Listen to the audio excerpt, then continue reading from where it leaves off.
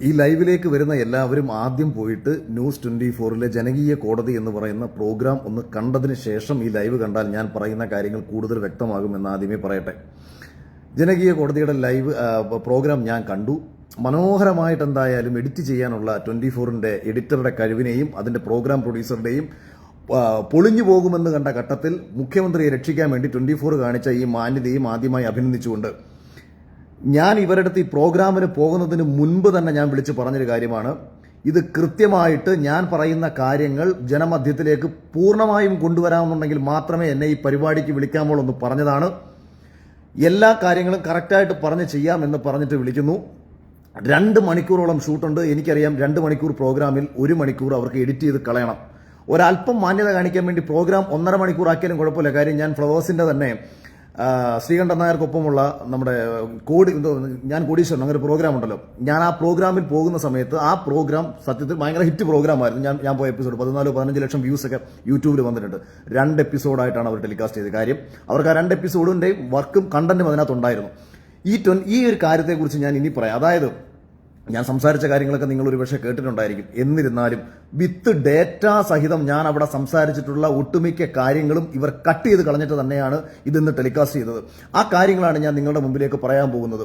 അതായത് മുഖ്യമന്ത്രിയുടെ ദുരിതാശ്വാസ നിധിക്കെതിരെ സംശയം ഉന്നയിക്കാനുണ്ടായ കാരണം കേരളത്തിലെ എല്ലാ മാധ്യമങ്ങളും ഇന്നലകളിൽ നടത്തിയിട്ടുള്ള ചാനൽ ചർച്ചകളും പ്രതിപക്ഷ ആരോപണങ്ങളും ലോകായുക്തയിലേക്ക് പോയ കേസുമായിരുന്നു.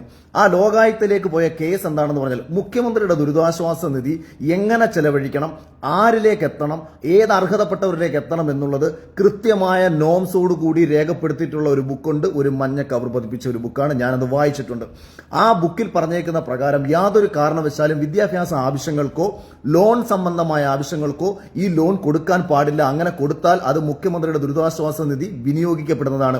ഞാൻ ഈ പറയുന്ന കേൾക്കുമ്പോൾ ഇത് കേരളത്തിലെ എല്ലാ ജനങ്ങളെയും ഒരുപോലെ ബാധിക്കുന്ന പ്രശ്നമാണെന്ന് മനസ്സിലാക്കിക്കൊണ്ട് മാത്രം നിങ്ങൾ കേൾക്കുക. ഇടതുപക്ഷത്തിൽപ്പെട്ടവരെയും വലതുപക്ഷത്തിൽപ്പെട്ടവരെയും എല്ലാവരെയും.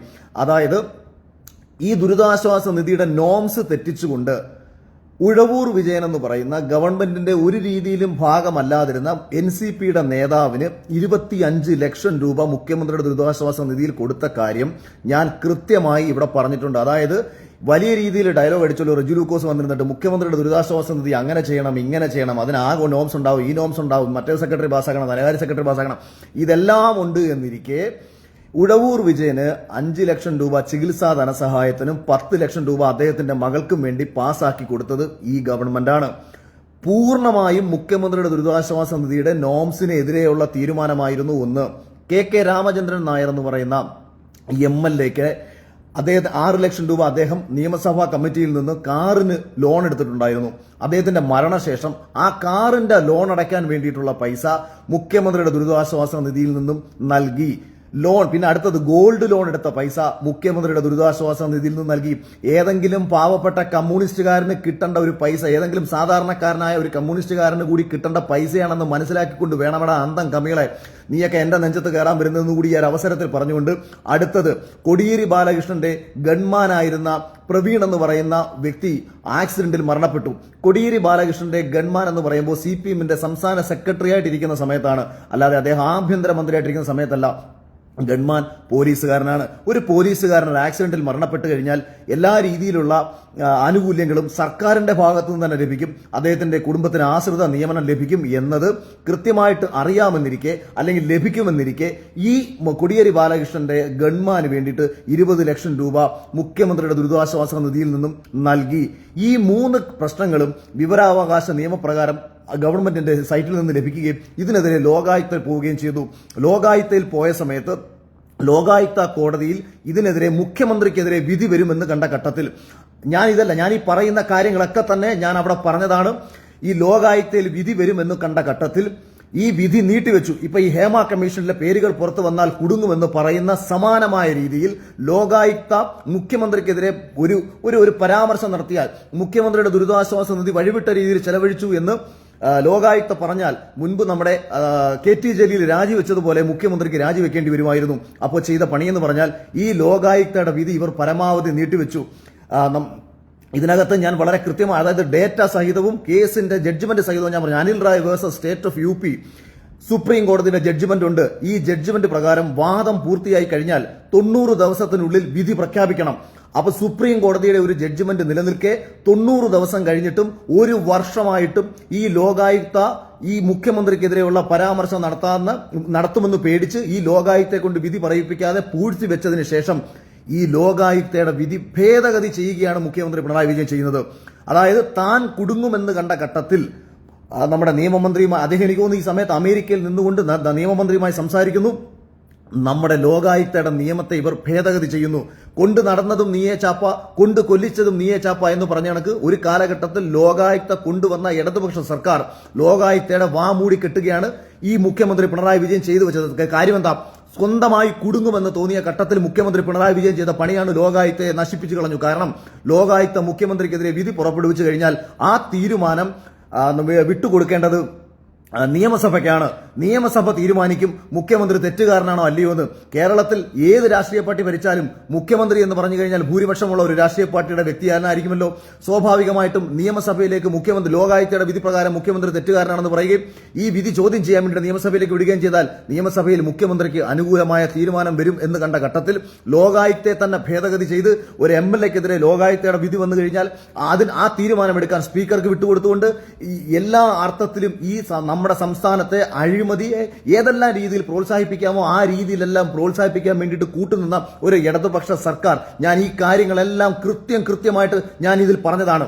അതോടൊപ്പം തന്നെ ഈ റെജി ലൂക്കോസ് വന്നിരുന്നിട്ട് എന്നോട് ആദ്യം ചോദിച്ച ചോദ്യം എന്ന് പറയുന്നത്, ഈ ചോദ്യങ്ങളൊക്കെ ചോദിക്കാൻ നിങ്ങൾ ആരാണ്? ഇതാണ് എന്നോട് അദ്ദേഹം ആദ്യം ചോദിച്ച ചോദ്യം. ഞാൻ പറഞ്ഞ മറുപടി, ഞാൻ ഈ രാജ്യത്തെ ഒരു പൗരനാണ്, ഞാൻ എന്റെ ഫേസ്ബുക്കിൽ എഴുതി വെച്ചിരിക്കുന്നത് അങ്ങനെ തന്നെയാണ് എന്നാണ് പറഞ്ഞത്.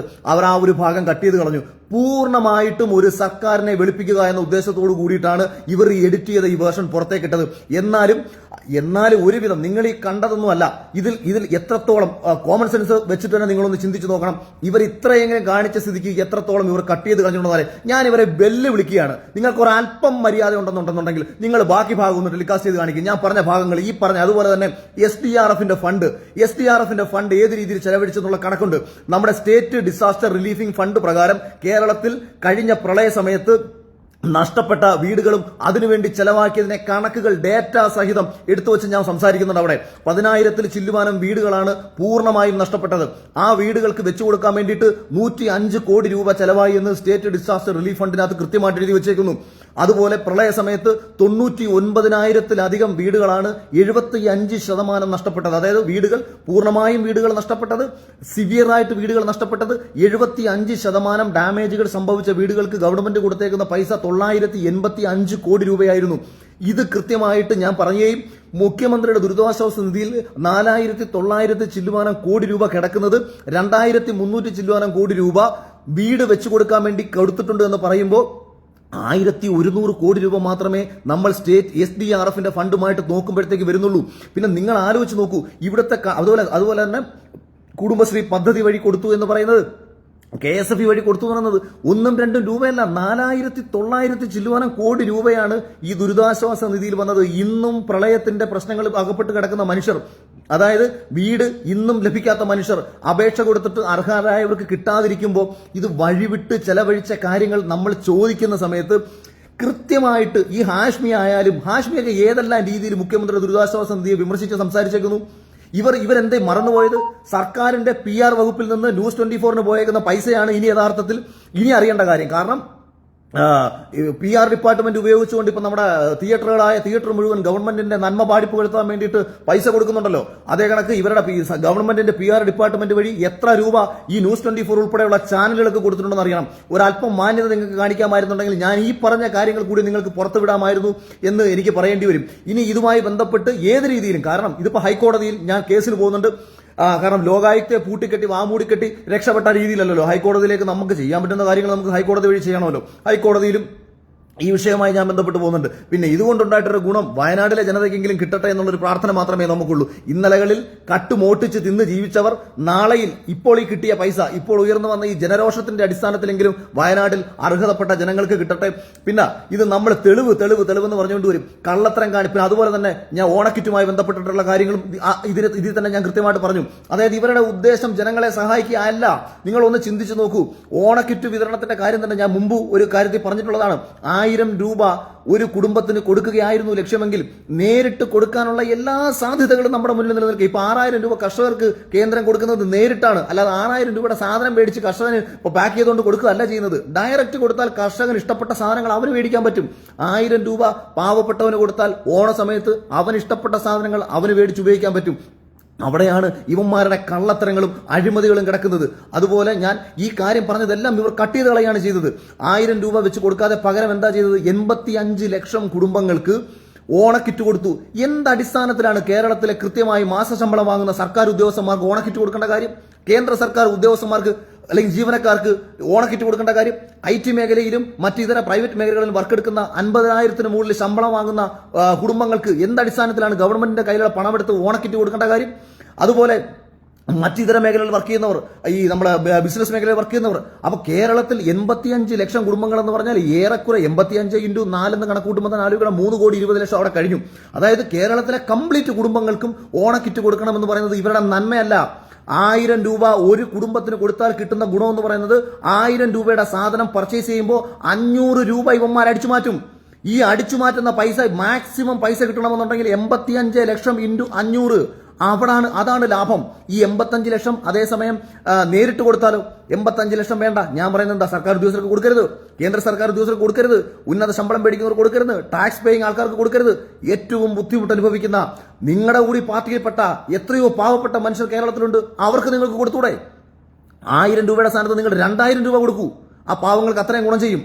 അല്ലാതെ ഒരു SC കാരൻ അല്ലെങ്കിൽ ഒരു ST വിഭാഗത്തിൽപ്പെട്ട ഒരു പാവപ്പെട്ടവൻ, BPL വിഭാഗത്തിൽപ്പെട്ട ഒരു പാവപ്പെട്ടവൻ അവന്റെ വീട്ടിലേക്ക് 1000 രൂപയുടെ കിറ്റെത്തുമ്പോൾ തൊട്ടപ്പുറത്ത് മണിമാളികയിൽ ജീവിക്കുന്ന ലക്ഷപ്രഭുവിന്റെ വീട്ടിലും കിറ്റെത്തുക, ഇവിടെ യൂസഫലിയുടെ വീട്ടിലും കിറ്റ് കൊടുത്തു വിടുക, രവിപ്പിള്ളയുടെ വീട്ടിലും കിറ്റ് കൊടുത്തു വിടുക. ഇത്രയും നാണം കെട്ട ഒരു സർക്കാർ എന്നിട്ട് വന്നിരുന്നോണ്ട് പറയുക ഞങ്ങൾ കിറ്റ് കൊടുത്ത് ജനങ്ങളെ കനപ്പിച്ചെന്ന്.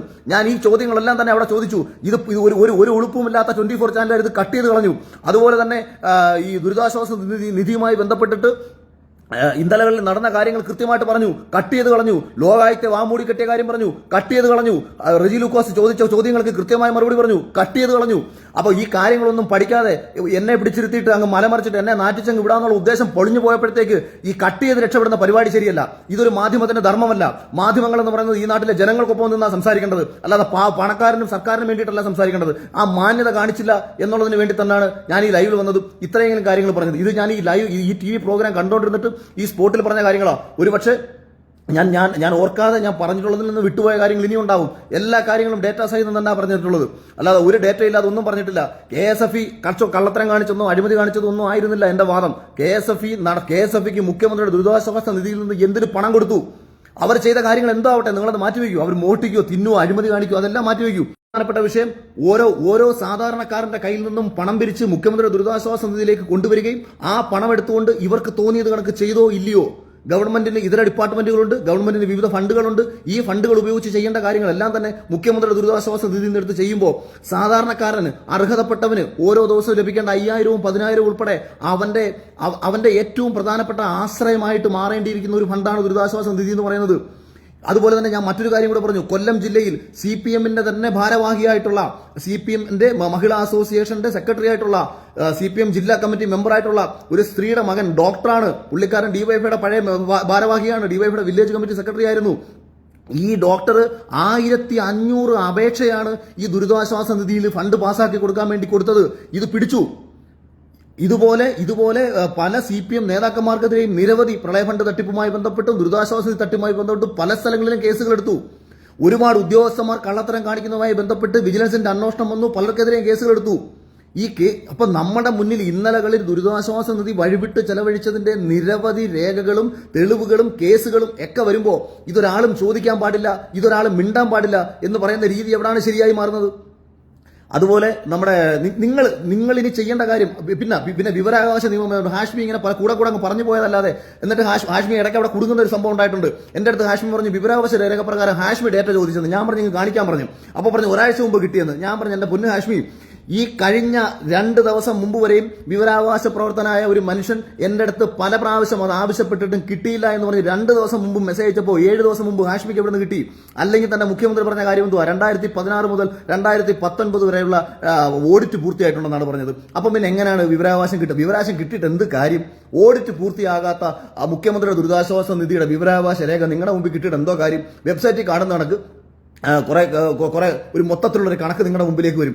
ഇത് നിങ്ങൾക്കറിയണമെങ്കിൽ, ഇതിന്റെ തട്ടിപ്പിന്റെ ആഴം എത്രത്തോളം ഉണ്ടെന്ന് നിങ്ങൾക്കറിയണമെങ്കിൽ ഇതിന്റെ കണക്കുകൾ നമ്മുടെ മുന്നിലേക്ക് എത്തണം. ഇതിന്റെ കണക്കുകൾ നമ്മുടെ മുന്നിലേക്ക് എത്തുമ്പോൾ അർഹതയുള്ള സാധാരണക്കാരൻ, പാവപ്പെട്ടവൻ, അവൻ തൊട്ടപ്പുറത്തിരുന്ന് കാണും. അവന് കിട്ടാത്ത പണം അവന്റെ അയൽക്കാരൻ പാർട്ടിക്കാരനായതിന്റെ പേരിൽ മേടിച്ചെടുത്തേക്കുന്ന കണക്ക് അവന് കാണണമെങ്കിൽ ഓരോ താലൂക്ക് അടിസ്ഥാനത്തിലും, പഞ്ചായത്ത് അടിസ്ഥാനത്തിലും, വില്ലേജ് അടിസ്ഥാനത്തിലും ഇതിന്റെ കണക്കുകൾ പുറത്തു വരണം. നിങ്ങൾ ഓരോരുത്തരും ഇതിന്റെ കണക്കുകൾ പരിശോധിക്കണം. നിങ്ങളുടെ പഞ്ചായത്തിൽ ഈ ദുരിതാശ്വാസ നിധി പ്രകാരം ആർക്കൊക്കെ കിട്ടിയിട്ടുണ്ടോ എന്നുള്ളതിന്റെ കണക്കുകൾ നിങ്ങൾ പരിശോധിക്കണം. നിങ്ങൾ അങ്ങനെ പരിശോധിക്കുന്ന സമയത്ത് നിങ്ങൾക്ക് മനസ്സിലാക്കാൻ പറ്റും ഈ കിട്ടിയേക്കുന്ന പണം 10,000 കിട്ടിയേക്കുന്നത്, 15,000 കിട്ടിയേക്കുന്നത്, 25,000 കിട്ടിയേക്കുന്നത് ആർക്കാണെന്ന് നിങ്ങൾക്ക് വളരെ കൃത്യമായി തിരിച്ചറിയാൻ കഴിയും. അങ്ങനെ നിങ്ങൾക്ക് തിരിച്ചറിയാൻ കഴിയുന്ന ഒരവസരം ഇല്ലാതാക്കുക എന്നത് തന്നെയാണ് ഗവൺമെന്റിന്റെ ഉദ്ദേശം. കാരണം അങ്ങനെ നിങ്ങൾക്ക് തിരിച്ചറിയുന്ന ഒരു കാലം വരുന്ന സമയത്ത് നിങ്ങൾക്ക് മനസ്സിലാക്കാൻ കഴിയും ഇതിനകത്ത് 70% പണവും ഒരുപക്ഷെ പോയേക്കുന്നത് ഈ രാഷ്ട്രീയ പാർട്ടിയുടെ വ്യക്തികൾക്കായിരിക്കും. ഇതുകൊണ്ടുള്ള ഏറ്റവും വലിയ ഗുണമെന്തെന്ന് വെച്ചാൽ അടുത്ത തെരഞ്ഞെടുപ്പ് വരുന്ന സമയത്ത് സ്വന്തം രാഷ്ട്രീയ പാർട്ടിക്കാരെ സംരക്ഷിക്കാൻ വേണ്ടിയിട്ട് ദുരിതാശ്വാസ നിധി കൃത്യമായിട്ട് യൂട്ടിലൈസ് ചെയ്യാൻ ഇവർക്ക് കഴിയും എന്നതുകൊണ്ട് തന്നെയാണ് ഇവർ ഈ പണി ചെയ്യുന്നത്. ഇതിവിടെ ചോദിക്കാൻ ഇവിടുത്തെ പ്രതിപക്ഷത്തിന് കഴിയാതെ പോയി കഴിഞ്ഞാൽ ഇവരുന്ന പ്രശ്നം അടുത്ത തവണയും ഇടതുപക്ഷം തന്നെ ഭരിക്കും. എനിക്ക് യാതൊരു പ്രശ്നവുമില്ല. ഇനി ഒരിക്കൽ കൂടി പിണറായി വിജയൻ തന്നെ ഭരിച്ചാൽ സന്തോഷത്തോടെ, അഭിമാനത്തോടു കൂടി തന്നെ ഞാൻ ഇപ്പോഴും ആഗ്രഹിക്കുന്നത് പിണറായി വിജയൻ തന്നെ ഇനിയും ഇവിടെ ഭരിക്കണം. കേരളം മുടിയണം, കേരളം മുടിഞ്ഞ് നാറണം. ഇവിടെ മണ്ണിനും ചുണ്ണാമ്പിനും കൊള്ളാത്ത രീതിയിൽ, ചോദ്യങ്ങൾ ചോദിക്കാൻ ശേഷിയില്ലാത്ത രീതിയിൽ പിണറായി വിജയന്റെ അടിമകളായിട്ട് കഴിയുന്ന പ്രതിപക്ഷ നേതാക്കന്മാർക്ക് എല്ലാ കാലവും പ്രതിപക്ഷത്തിന് ഇരിക്കാൻ കഴിയണം. കിട്ടുന്നതിന്റെ പങ്ക് പറ്റി ജീവിക്കുന്നവരെ പോലെ ആയി മാറുന്നത് ഒരു പ്രതിപക്ഷ നേതാവും. ചോദിക്കേണ്ട ചോദ്യങ്ങൾ അർഹതപ്പെട്ട മനുഷ്യർക്ക് വേണ്ടി സംസാരിക്കാൻ നിങ്ങൾക്ക് ഇനിയും കഴിയില്ല എന്നുണ്ടെങ്കിൽ ജനങ്ങൾ ഓരോരുത്തരും സംസാരിച്ചു തുടങ്ങും. ജനങ്ങൾ സംസാരിച്ചു തുടങ്ങുന്ന സമയത്ത് നിങ്ങൾ അവരുടെ പിന്നിൽ പോയി നിന്ന് സംസാരിക്കേണ്ട അവസ്ഥ ഉണ്ടാവാതെ നോക്കിക്കോളുന്നു മാത്രം പറഞ്ഞുകൊണ്ട് അവസാനിപ്പിക്കുകയാണ്. നന്ദി, നമസ്കാരം. കേട്ടോണ്ടെന്നവർക്ക് നന്ദി. ബാക്കി എന്തെങ്കിലും ഓർമ്മയുണ്ടെന്നുണ്ടെങ്കിൽ എപ്പോഴെങ്കിലും എന്ത് ചോദിച്ചാലും കൃത്യമായിട്ട് പറയാമെന്ന് പറഞ്ഞുകൊണ്ട് ഈ വിഷയത്തിൽ ഞാൻ ഹൈക്കോടതി പോകുന്നുണ്ട്. ഹൈക്കോടതിയിൽ നിന്ന് നമുക്ക് കൃത്യമായിട്ടുള്ള ഒരു മറുപടി ലഭിക്കുമെന്നുള്ള പ്രതീക്ഷയോടെ പോകുന്നുണ്ട്. അവസാനിപ്പിക്കുന്നു. നന്ദി, നമസ്കാരം. Thank you.